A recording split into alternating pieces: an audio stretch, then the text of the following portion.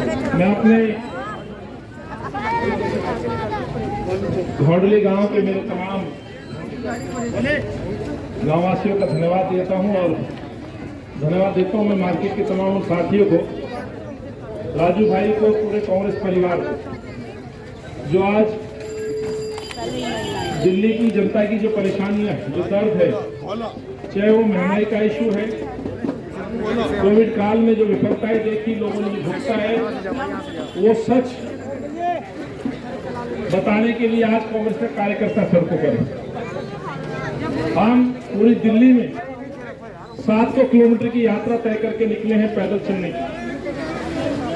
उद्देश्य है कि ये साथियों की जो लोगों की परेशानी, जो दर्द है, उस दर्द को हम सरकार के सामने रखें। जहां महंगाई आसमान को छू रही है, चाहे खाद्य वस्तु है, खाने का तेल है, गैस है, सब्जियां हैं, बीमारी से परेशान लोग हैं, नौजवानों पे रोजगार नहीं है, ऐसे अनेक दिक्कतें हैं, लेकिन सरकार कह रही कि सब कुछ ठीक है। उन्हीं की पोल खोलने के लिए हम सड़कों पर हैं। लेकिन दिल्ली में एक और फैसला हुआ है। कल से पूरी दिल्ली के अंदर प्राइवेट ठेके खोले जा रहे हैं। जो ठेकों की संख्या 200-250 होती थी, वो ठेके 800 ठेके दिल्ली में खुलेंगे। पीछे से मैं आया हूं, 2 ठेके 10 कदमों की दूरी पे खुलने जा रहे हैं। क्षमा चाहता हूं, राजू भाई कह रहे 2 नहीं सर 3। जिस मोहल्ले में ठेका नहीं था, वहां 3 ठेके खुलेंगे और ये ठेके प्राइवेट शराब माफिया को दिए गए हैं। इन ठेके खुलने के बाद साथियों क्या हाल होगा, ये मुझसे बेहतर आप जानते हैं। पर मैं इस सभा में ये बताने आया हूं साथियों, ये वही अरविंद केजरीवाल है 7 साल पहले जो कहता था कोई भी ठेका जनता से पूछ के नहीं खुलेगा, कोई भी ठेका मां बहनों से पूछ के नहीं खुलेगा, कोई भी ठेका मोहल्ला सभा से पूछ के नहीं खुलेगा। मैं तमाम लोगों से पूछना चाहता हूं, मेरी बहनें सुन रही हैं, खुद से सोचिएगा, मेरे बुजुर्ग हैं, नौजवान हैं, बताइएगा। और आपसे भी समर्थन चाहता हूं, क्या आप लोगों से पूछा है कि ठेका खुले या ना खुले? जनता से पूछा कि ठेका खुले? मोहल्ला सभा से पूछा कि ठेका खुले? किसी संस्था से पूछा कि ठेका खुले? किसी बहन से पूछा हो? कोई फॉर्म भरवाया हो? कोई मिस्ड कॉल दिलवाई हो? और तो और साथियों अपने एमएलए से भी नहीं पूछा। यही बातें हैं जिनके लिए हम आए हैं पोल खोलने।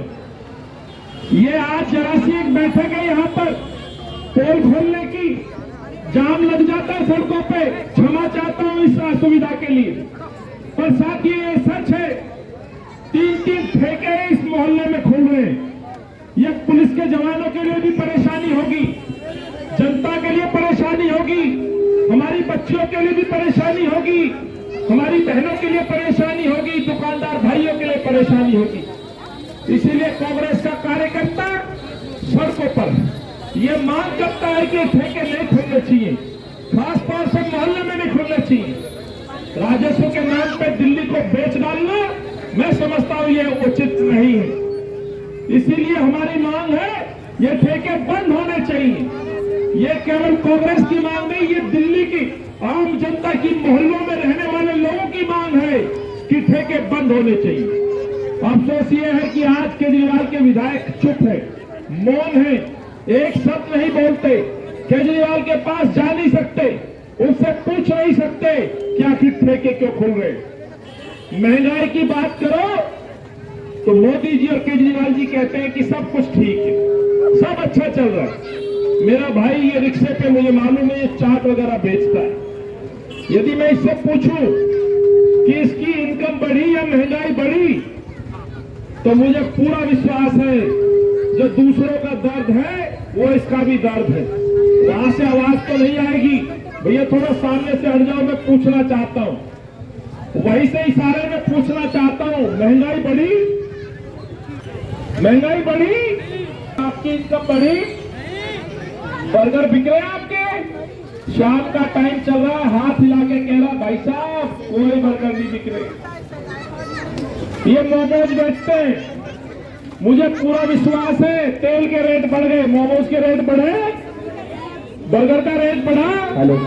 ये केजरीवाल साहब देख लीजिए इस गरीब का दर्द, मैं मंच पे हूँ वहां से ही सारा समझ लीजिए। ये बात मैं एक मजदूर की बात कर रहा हूँ जो दिहाड़ी पे अपना जीवन व्यतीत करता है।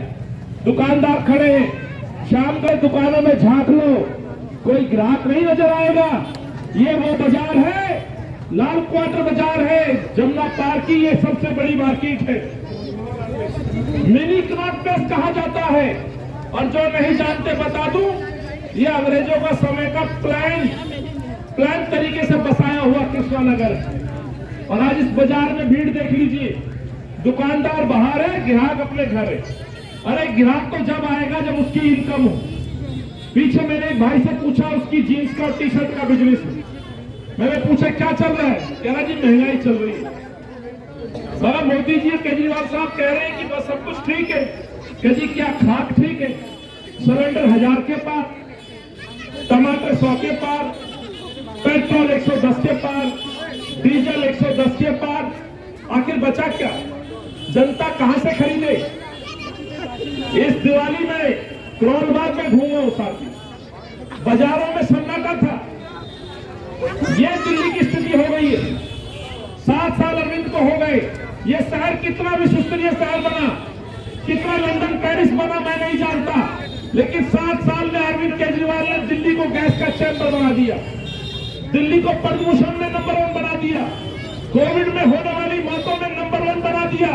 इस शहर में बेड नहीं मिला अस्पतालों में, इस शहर में दवाइयां नहीं मिली अस्पतालों में, इस शहर में राजू भाई कह रहे हैं कि ऑक्सीजन के लिए लोग तड़पते रहे। इस शहर के अंदर लोग ऑक्सीजन के लिए तड़पते रहे, सांसों के लिए तड़पते रहे। ये शहर बना दिया अरविंद केजरीवाल ने। जिस शहर को शीला जी ने कांग्रेस में बनाया, तो माफ करिएगा साथियों, कोविड में सबसे ज्यादा किसी राजधानी में मौत हुई है तो दिल्ली के अंदर मौत हुई। अंदाजा लगाइए कि दिल्ली के अंदर यदि ऑक्सीजन ना मिली हो तो उन शहरों में क्या हाल हुआ होगा जो राजधानी नहीं। और अरविंद कहते हैं कि शहर नंबर 1 बन गया। शर्म आनी चाहिए अरविंद केजरीवाल। आज दिल्ली के अंदर सबसे ज्यादा बेरोजगार रहता है, शिक्षित बेरोजगार। ये मैं नहीं, अरविंद केजरीवाल के कार्यालय में सूचना में कह रहा हूं। 13,27,000 पढ़े लिखे बच्चे आज रजिस्टर्ड हैं, 440 नौकरी मिली है, 52 लाख राशन कार्ड पेंडिंग है। एक नए राशन कार्ड को नहीं बनाया, पुराने राशन कार्ड पे नाम नहीं जुड़ा, गरीब राशन कार्ड पे 1 किलो राशन नहीं बढ़ा। और केजरीवाल कहते सब कुछ ठीक है। मेरे इस घोंडली गांव में कहना चाहता हूं इस मंच पर, आस पड़ोस में पूछिएगा और चुनौती देता हूं केजरीवाल को, एक किसी बुजुर्ग की नई पेंशन नहीं बनी। दावे के साथ कहता हूं, हाथ खड़ा करके बोल रहे कि नहीं बनी क्या? नई पेंशन बनी क्या? राशन कार्ड बना क्या? नहीं बना, यही सच है। शराब की मैंने बात की है साथियों। राजीव गांधी जी ने 18 साल में मजबूत लोकतंत्र बनाने के लिए युवाओं को अधिकार दिया था। किस चीज का? वोट का अधिकार दिया था, वोट देने का अधिकार दिया था। और केजरीवाल साहब क्या अधिकार दे रहे हैं? शराब पीने का। भाई आवाज नहीं है, क्या अधिकार दे रहे हैं? शराब पीने का अधिकार। जो उम्र 25 साल थी उस उम्र को घटा करके 21 साल अरविंद केजरीवाल कह रहा है शराब पीने के लिए। मेरे भाई की जरा कैमरा घुमा के दिखाइए। हर वार्ड में 3 ठेके, 8,000 करोड़ की उगाही का फैसला, ये बनेगी नशे की राजधानी। ये संदेश है इस मेरे भाई के हाथ में। दिखाइए इस भाई का चेहरा। हर वार्ड में 3 दुकानें। अरे शराब से वसूली, शराब से कमाई, आखिर किस चीज के लिए? अपना चेहरा चमकाने के लिए, अपने पोस्टर लगाने के लिए। पहले क्या पैसा कम है, 463 करोड़ रुपए आपने एडवर्टाइजमेंट का फंड रखा है केजरीवाल। जनता को राशन नहीं दे सकते, गरीब को पेंशन नहीं दे सकते, बेरोजगार को रोजगार नहीं दे सकते, पर आपको अपना चेहरा चमकाने के लिए पैसा चाहिए। इसी की पोल खोलने के लिए आज मैं सड़कों पर हूं। इसलिए मैं कहता हूं, शहर ये सिंगापुर बना नहीं बना, लेकिन मौत के आंकड़ों में नंबर 1, प्रदूषण में नंबर 1, बेरोजगारी में नंबर 1। और तो और पूछना चाहता हूँ, इस शहर की जो पहचान फ्लाईओवर सिटी कही जाती थी, शीला जी का शहर कहा जाता था, इस शहर को नया नाम दिया बच्चियों की सुरक्षा के मामले में। मेरी बहन कह रही है दिल्ली रेप कैपिटल के रूप में जाना जाता है इस शहर को। आज प्रतिदिन 6 रेप होते हैं दिल्ली में, मुकदमे कितने दर्ज होते हैं दिल्ली में, ये देखने वाली बात है। इन्हीं बातों के साथ मैं आपका आभार व्यक्त करता हूँ, अपने गाँव वासियों का सिर झुका के धन्यवाद देता हूँ। आप सब लोगों ने भी केजरीवाल को जिताया था नहीं जिताया था? आखिर गांव को मिल क्या रहा है? क्या दिया गांव को, क्या दिया शहर को, क्या दिया गरीब को? सोचिएगा। आपके द्वार आया हूं, जवाब देना चाहिए। आने वाले चुनाव में केजरीवाल से सवाल पूछेंगे, जवाब देना है। अब उसको प्रश्न पूछने का अधिकार अब केजरीवाल को नहीं है, बिल्कुल नहीं है। अब उसको जवाब देना होगा। 7 साल हो गए मुख्यमंत्री बनके, 3 बार शपथ ली है।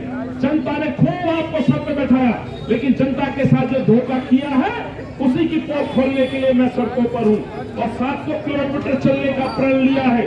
700 किलोमीटर दिल्ली में जाऊंगा, पोल खोलूंगा, सवाल पूछूंगा, जवाब केजरीवाल को देना होगा, मुंह खोलना होगा। यही कहते हुए आप सभी का बहुत बहुत धन्यवाद, आभार, जय हिंद।